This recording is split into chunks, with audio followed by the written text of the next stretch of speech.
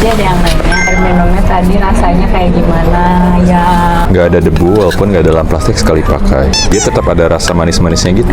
Coba ya kita rasain terus kita diskusiin ya. Seperti air pegunungan. Jadi tadi kita refill tuh di Terminal 3 Soekarno-Hatta. Soekarno-Hatta, Gate 5. Jadi buat teman-teman yang suka traveling dan lewat Terminal 3 bisa refill di situ dekat Gate 5. Kayaknya tiap 2-3 gate dia ada deh. Seriusan ini gimana rasanya? Kayak tadi. Ada manisnya sih, ada manis, ada mineralnya kayak, Karena ada mineral pasti ada sedikit manis-manis. tapi nggak kayak Ami. Amit Kalau Ami. Kan bilang kan bukan kalau sensor. Amidis tuh kayak ada Dia- besi-besinya gitu. Katanya plain.